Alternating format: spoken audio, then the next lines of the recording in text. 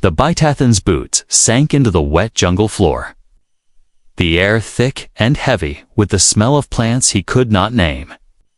It had been 2 days since his small shuttle had gone down in a storm, and he had seen no sign of other humans, no smoke from a rescue team, no sound of engines above.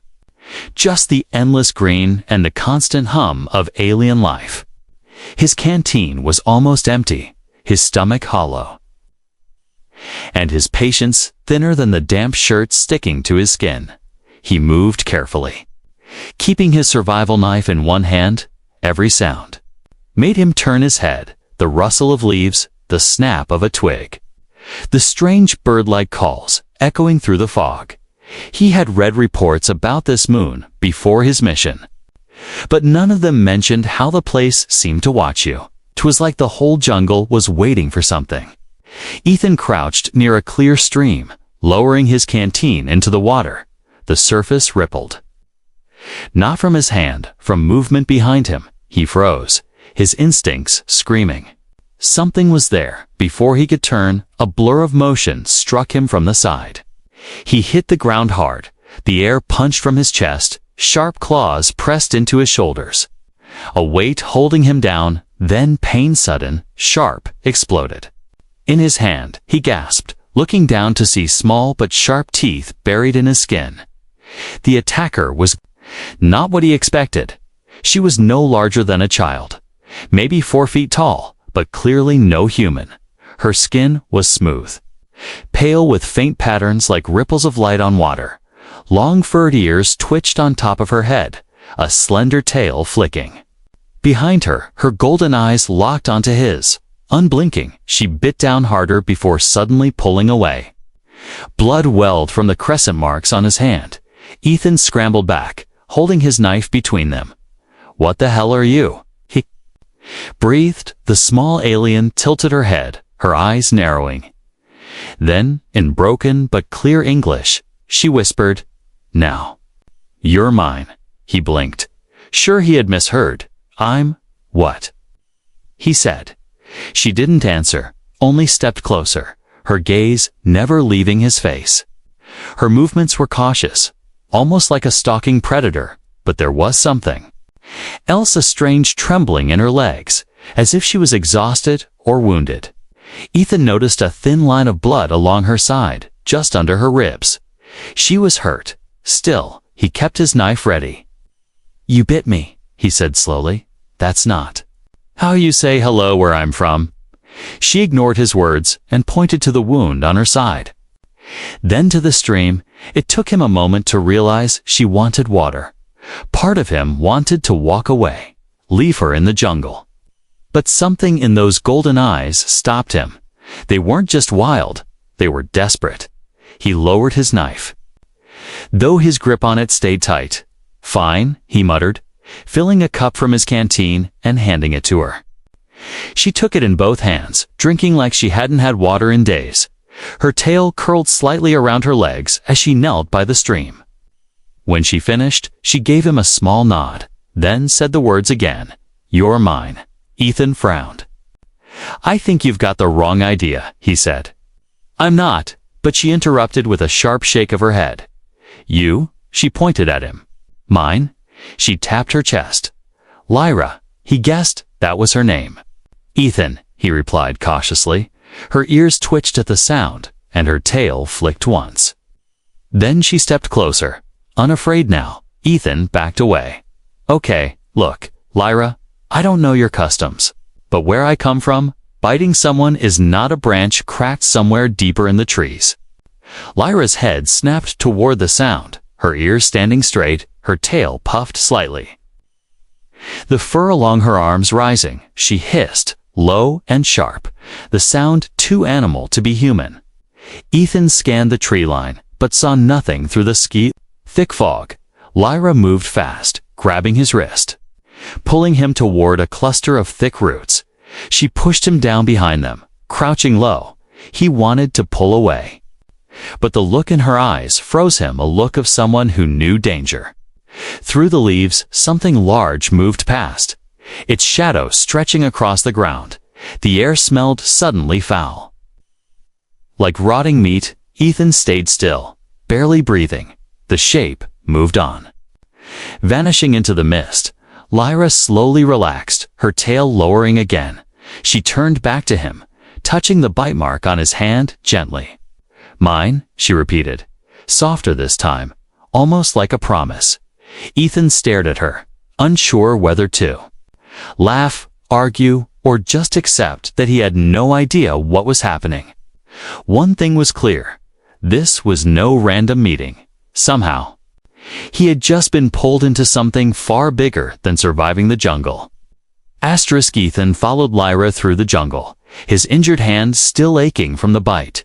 She moved fast for someone so small, weaving between roots and low branches with the ease of someone born here. Every time he tried to step ahead of her, she would flick her tail against his leg, almost as if to hurt him back into place. It was strange. He had the feeling he wasn't just walking with her. He was being escorted, maybe even guarded. The morning mist clung to the trees, making everything look like a faded dream. Bird-like calls echoed in the distance, mixed with the faint growls of creatures he couldn't see. Ethan kept scanning for trouble, but Lyra didn't seem worried. Instead, she kept glancing at him with a curious expression, like she was studying him. Finally, he couldn't take the silence. "You keep calling me yours," he said. "What does that mean to you?" Lyra stopped so suddenly he almost bumped into her. She turned, golden eyes serious. "In my people," she said slowly. Her English, careful. "Bite means bond." Ethan frowned. "Bond?" She nodded, touching her teeth with one finger, then pointing at him. "Life mate," she added, her voice certain. Ethan laughed, shaking his head. "Sorry, but where I'm from, you don't just bite someone and declare ownership." Lyra tilted her head, clearly not amused. Her ears twitched, her tail swished once, and she stepped closer. "Not own," she corrected. "Protect." She placed her hand on his chest, right over his heart. "You protect me, I protect you, always." Her words lingered in the humid air. Ethan opened his mouth to argue, but movement caught his eye. 3 figures emerged from the fog, taller than Lyra, but clearly the same species. They carried long spears tipped with bone, their armor made from layered scales. All 3 stopped when they saw Ethan, their sharp eyes flicking from his face to the bite mark on his hand. One of them, a male with deep scars along his jaw, said something in their own language. The other 2 looked startled, then lowered their heads slightly toward Lyra. Ethan didn't miss the way they glanced at him, not with curiosity, but with caution, maybe even respect. "What's going on?" Ethan whispered. Lyra's tail curled proudly. "They see bite," she said. "They know bond." The tallest of the warriors spoke again, his voice low and firm. Lyra answered quickly, her tone sharp, her ears standing high. Ethan couldn't understand the words, but he didn't need to. Her posture said enough. She was defending him. When the warriors finally stepped back, one gave Ethan a long, measuring look before turning and vanishing into the trees. The others followed without a word. Ethan exhaled. "Friends of yours?" Lyra's ears twitched. "Tribe," she said. "They see bond. They will tell leader." Ethan didn't like the sound of that. Leader. What if your leader doesn't like humans? Lyra looked at him as if the question was absurd. "If leader not like, I fight," she said simply. They walked for another hour, the jungle gradually thinning through the trees. Ethan saw shapes, tall huts built into the branches, bridges of woven vines linking them together high above the ground. Banners made of bright feathers fluttered in the breeze, and strange animal skulls hung from ropes as decoration. This was no small village.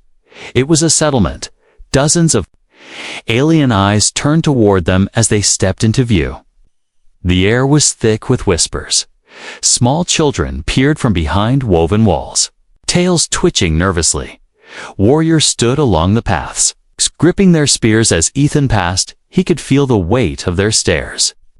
Lyra stayed close to him, her hand brushing against his as if to remind him she was there, at the center of the village stood a wide platform carved from a massive tree trunk. On it sat the leader, an older female with furred ears tipped in silver. Her golden eyes sharper than Lyra's. She leaned forward, studying Ethan with an expression that was neither friendly nor hostile. Just calculating, Lyra stepped forward and spoke in her language. Her tone formal. Ethan caught only one familiar word, bond. The leader's gaze moved to Ethan's. Bitten hand, her lips pressed into a thin line. She replied to Lyra in a voice that carried across the entire platform. The villagers murmured among themselves. Lyra's ears flattened, her tail snapping once in irritation. She looked back at Ethan, her jaw tight. Leader says bond must be proven. She said, or it is broken. Ethan sighed. Let me guess. Proving it means something dangerous. Lyra nodded. The hunt, she said. Her voice low. You go into wild, bring back kill, or... She didn't finish the sentence. Ethan didn't need her to. The way her eyes softened, the way her hand lingered on his arm, told him enough. He was no longer just a crash survivor. He was now part of a dangerous alien custom, one he never asked for. And whether he liked it or not, walking away might no longer be an option. Ethan stood on the edge of the village platform, staring at the jungle beyond, somewhere out there. He was supposed to prove a bond he didn't fully understand. The hunt, Lyra had called it. He didn't like the idea, not just because it sounded dangerous, but because something in the air told him the jungle was watching. Lyra paced nearby, her tail swishing in tight, anxious arcs. You stay close, she said, her voice sharper than before. Ethan gave her a half smile, kind of hard not to when you're glued to my side.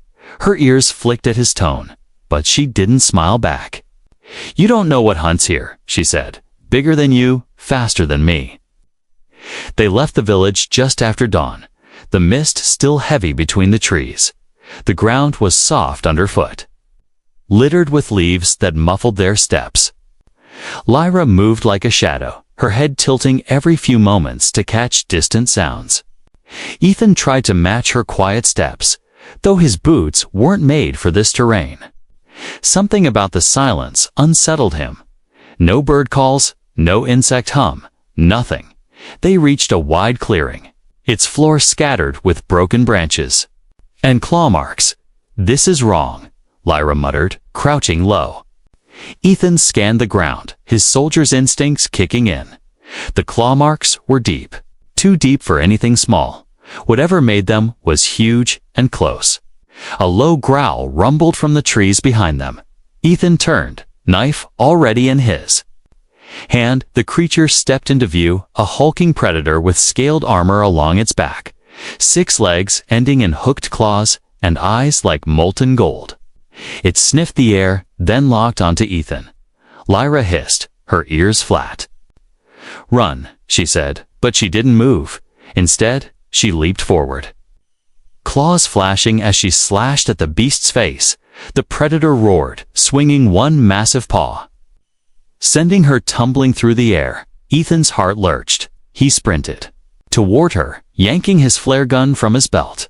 The creature lunged at him, its jaws snapping shut inches from his arm. Ethan fired, the flare bursting in a blinding flash of light and heat. The beast shrieked, jerking back as the burning flare lodged in the thick hide of its neck. It staggered into the trees, crashing through branches before disappearing into the fog. Ethan ran to Lyra's side, dropping to his knees. She was breathing, but a thin trickle of blood ran down her temple. Hey, stay with me, he said, pressing his hand gently to her shoulder. Her eyes opened slowly, the golden irises locking onto his.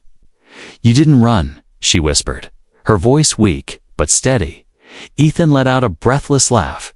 Didn't seem like a great time for a jog, Her tail twitched faintly. And for the first time since he'd met her, he saw something like relief. She sat up slowly, wincing. You? Protect, she murmured. Now? I protect you always, Ethan frowned. I thought you already were. Lyra shook her head. Before was bond by bite, she said. Now is bond by fight. Her tone was strange, almost ceremonial. Ethan didn't know what that meant in her culture, but he could feel the shift in the air between them. They started moving again, slower this time. Lyra limped slightly, but refused to let him carry her. She kept glancing back into the fog, her ears twitching at every sound. The beast will come again, she said quietly. It will not forget. Ethan tightened his grip on the knife. Then, next time, we finish it. Hours passed as they tracked smaller game, enough to bring back to the village for food. But the real kill, the one that would prove the bond, still waited. Out there, by the time the sun dipped low, painting the sky in streaks of orange and red, Ethan's muscles ached. They set up a small camp in the hollow of a fallen tree. The smell of damp wood and alien flowers filled the air. As they sat near the faint glow of a heat stick, Ethan noticed Lyra watching him. Not with suspicion, but with a strange softness. What? He asked. You fight for me, she said simply. No one else has. Her words caught him off guard. He looked away, unsure how to respond. It wasn't like he'd done it for her specifically. It was just what he did, but hearing it from her felt different. In the distance, a deep, echoing roar cut through the night. Lyra's ears stood tall, her hand tightening on her spear. The beast, she whispered, her tail lashing once. Ethan met her gaze. Tomorrow, he said, we end this. She nodded slowly, golden eyes shining in the dim light. And for the first time, Ethan wondered if he was starting to feel the same strange pull she claimed from the moment she bit him. The village was awake before dawn. The high platforms shook with movement as warriors readied themselves. From above, the jungle mist looked like a white sea, hiding the dangers below. Ethan followed Lyra up the winding vine bridge, every step swaying under his boots. It was his second time entering her home. But now every stare felt sharper, every whisper heavier. The news of the beast encounter had already spread. Villagers paused in their work to watch him, their golden eyes unreadable. Some tilted their heads with curiosity. Others frowned, their tails flicking in short, sharp motions. Lyra walked ahead proudly, her chin high, tail curling like a banner. She wanted them to see that she had brought him back alive. At the center platform, the leader waited. She sat cross-legged on a woven mat, her silver-tipped ears catching the first rays of sunlight. Two warriors flanked her, their spears resting across their knees. Ethan felt the weight of her gaze the moment he stepped forward. It wasn't hostile, but it was calculating, like she was measuring every part of him. Lyra bowed her head slightly, speaking in her language. The words came fast, her tail swaying. In short bursts, Ethan caught his name once, and the word beast. The leader's ears twitched. But she didn't interrupt. When Lyra finished, the leader turned her gaze on Ethan. You faced the first threat, she said in accented English, her voice deep and steady. But the bond is not yet proven. Ethan frowned. And what exactly proves it? The hunt, she said. Not of prey that flees, but of prey that hunts. Ethan didn't need her to explain. They were talking about the beast. The crowd murmured, their voices low but tense. A few warriors looked at him with open skepticism, one even smirking as if the human wouldn't last a day. Lyra's ears flattened, her tail snapping once in irritation. This is wrong, she said, her voice firm. He already fought for me. The leader tilted her head. A fight is not a hunt. Ethan stepped forward before Lyra could argue more. Fine, he said. If killing this thing is what it takes, I'll do it. The leader's eyes narrowed slightly. "You speak as if the choice is yours," she said. "It is not. It is the law." Lyra growled low in her throat, "But—" Ethan put a hand on her shoulder. "It's all right," he said quietly. "I've faced worse." She shook her head. "Not like this." Her voice dropped to a whisper, meant only for him. "This beast." It remembers, he didn't know if she meant the flare, the fight, or something older, but he didn't ask. The leader gestured to a warrior, who stepped forward, holding a long spear. It was heavier than Ethan expected, the shaft wrapped in leather, the tip carved from a bone that glowed faintly in the sunlight. "This will pierce its hide," the warrior said, his tone grudging. Ethan tested the balance, then nodded. It wasn't his preferred weapon, but it would have to do. "You have 3 days," the leader said. "If you return without the kill, the bond ends." Ethan opened his mouth, but Lyra stepped in front of him. "If he fails, I fail," she said sharply. The crowd stirred. This was not normal. The leader's eyes narrowed, but after a long pause, she nodded. "So be it," she said. "The hunt binds you both." Ethan wasn't sure if that was meant as a warning or a blessing. They left the platform together, the murmurs of the villagers following them until they reached the edge of the trees. Lyra walked in silence for a while, her tail low. Finally, she said, "If you die, they will take me from you." He almost laughed. "You bit me, remember? Doesn't that mean I'm yours forever?" She didn't smile. "It means I choose," she said quietly. "But if you are gone, they choose for me." That hit harder than he expected. Ethan tightened his grip on the spear. "Then we make sure I'm not gone," he said. By midday, they were deep into the wild, far from any path. The air was thick, hot, and alive with the sounds of unseen creatures. Lyra kept checking the ground for signs, pointing out deep prints in the mud.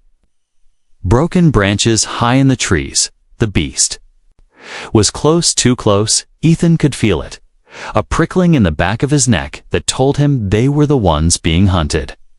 The jungle darkened as clouds rolled in overhead.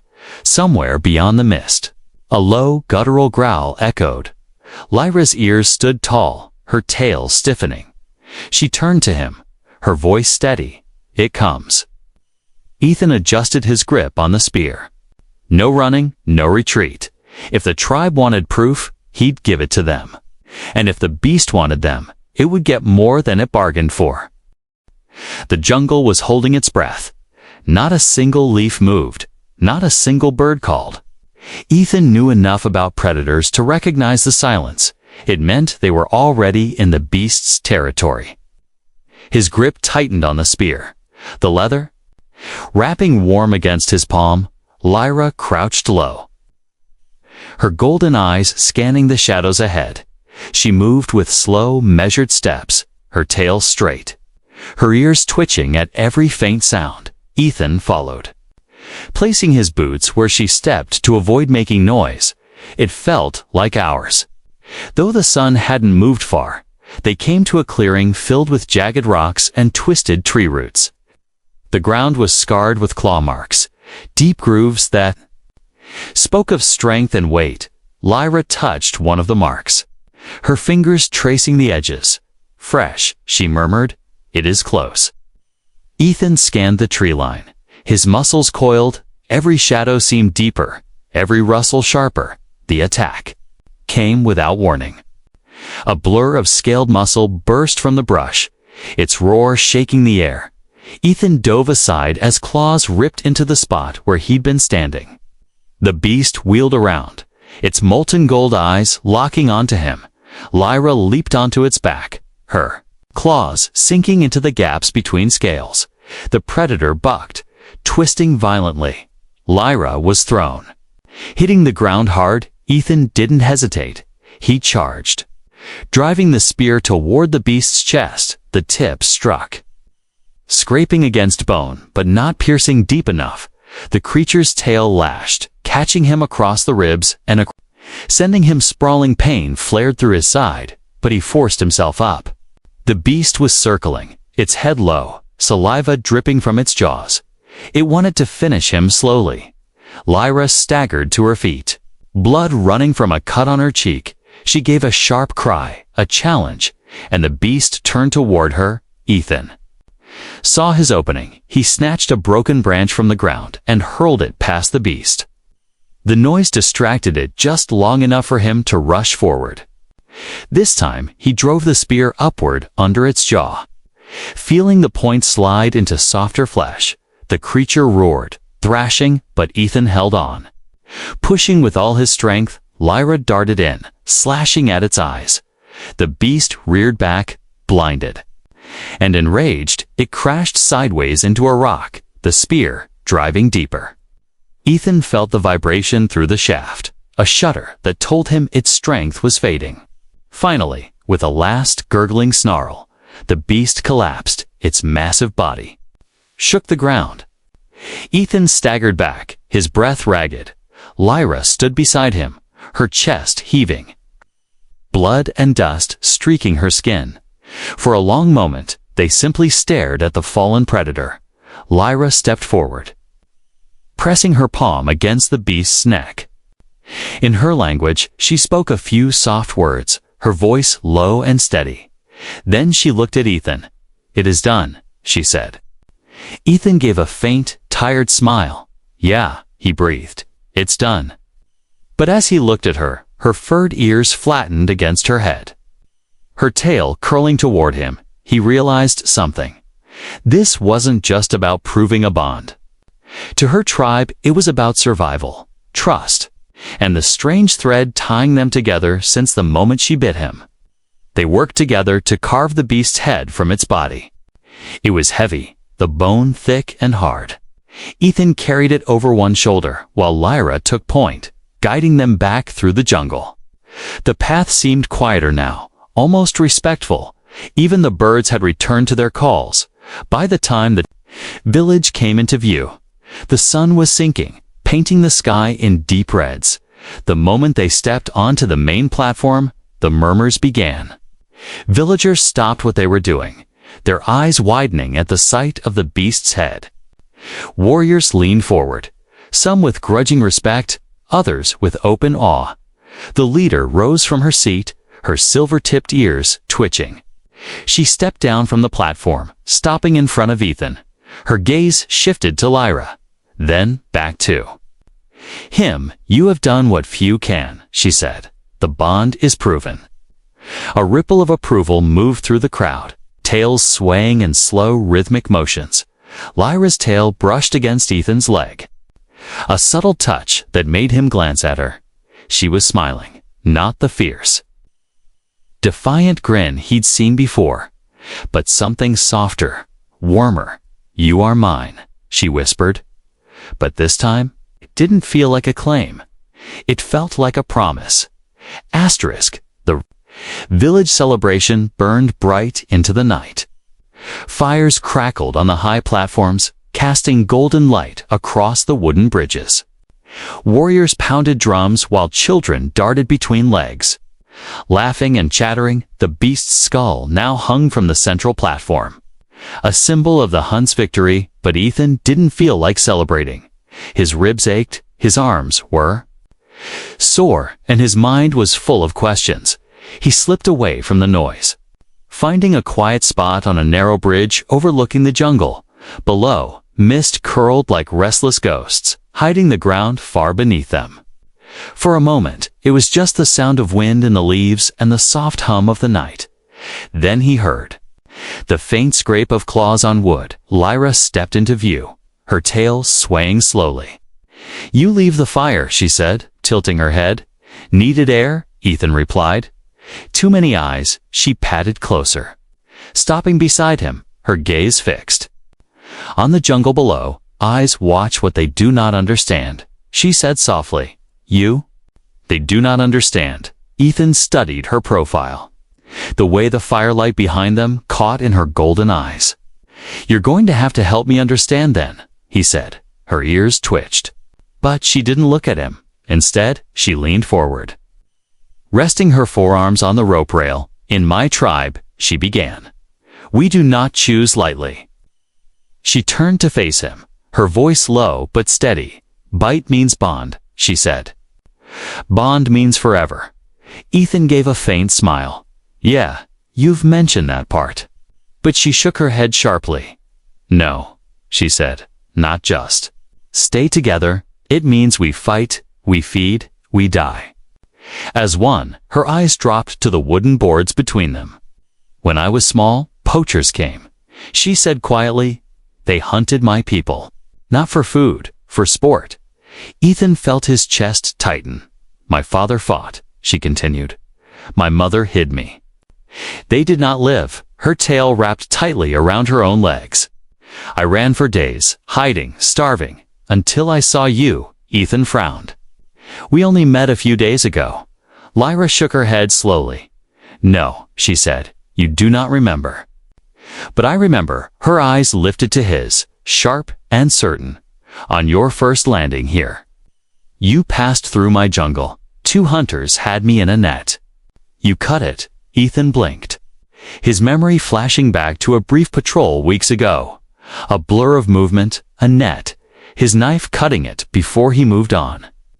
He hadn't thought about it since. You saved me, she said simply, and I decided. If I saw you again, you would be mine. The air between them felt heavier. Charged with something unspoken, Ethan rubbed the back of his neck. That's a lot to put on someone who didn't even know. Lyra's lips curled in the faintest smile. Humans wait for permission, my people. We take. They stood in silence for a moment. The wind whispering through the branches. Finally, Ethan asked, so this bond thing. If I walked away now, what would happen? Her ears lowered slightly, her voice almost a whisper. I would follow until I could not walk. Ethan swallowed, the weight of her words sinking in. It wasn't a threat, it was a truth. He leaned on the rail beside her. You're stubborn, he said quietly. Her tail brushed against his leg. So are you, she murmured. They didn't need to say more. The jungle's night calls filled the space between them. Down below, a faint howl echoed not the beast they'd killed, but something else. Lyra's ears turned toward the sound, her expression shifting. Tomorrow, more will come, she said. The balance is broken when a great hunter falls. Ethan let out a slow breath. Guess. We're not done proving ourselves yet. She smiled faintly. Good, I like the hunt. When they finally walked back toward the fires, Ethan felt the eyes on him again. But this time, it didn't bother him. Lyra walked beside him, her head high, tail swaying proudly. And though he still didn't fully understand the bond, he knew one thing. It was no longer just her fight. It was theirs.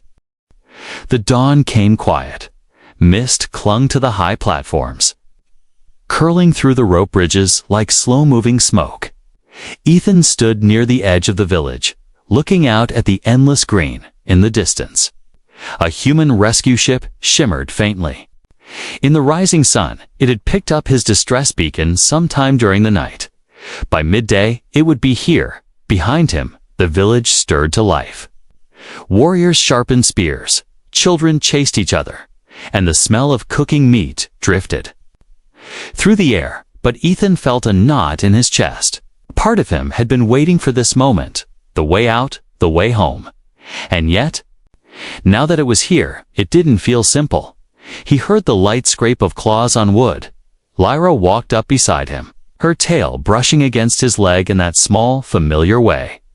You will leave, she said softly. Not as a question, Ethan. Hesitated. That's the plan. Her ears lowered slightly, but her face stayed calm. You have people. I will not keep you from them, she said, though her voice trembled at the edges. He turned to look at her. You've been keeping me alive since the day we met, he said. You think I'm just going to walk away from that? Her golden eyes met his, searching. This is your world, she said, nodding toward the distant ship. That is mine. She gestured to the jungle below. Ethan glanced at the thick green canopy, the glowing beast's skull hanging over the platform, and the faces of the tribe watching from a distance. It wasn't just her world anymore. The sound of engines grew louder. The rescue ship was close now, a sleek silhouette cutting through the morning haze. Some villagers stepped back, uneasy. At the sight, Lyra's tail flicked in tight motions, her hands curling slightly. Ethan could tell she was fighting to keep her voice steady. "If you go, they will call me foolish for biting you," she said. "They will say I chose wrong." He let out a short laugh. Shaking his head, "They'd be right," he said, "because I'm not leaving." Her ears shot up, her eyes widening. "You? Stay." "Yeah," Ethan said. "If I leave, who's going to watch your back when you run into things bigger than you?" Her tail curled toward him, the tip brushing his leg like a ribbon in the wind. The rescue ship hovered closer, its thrusters stirring the mist. Ethan stepped forward, raising his arm in a signal. When the pilot's voice crackled over the comm, asking for confirmation, Ethan answered clearly, "Mission complete, I'm not coming aboard." The silence on the other end was stunned. But the pilot finally replied with a slow, "Understood," before the ship banked away. Disappearing into the clouds, when the noise faded, Lyra stepped closer, her head tilted in disbelief. "You? Give up your sky for me," she said quietly. Ethan smirked. "I didn't give it up. I just traded it for a different kind of sky." Her ears twitched at his words, and she looked away quickly. But not before he saw the way her mouth softened. The tribe gathered as word spread. The leader stepped forward, her silver-tipped ears gleaming in the sunlight.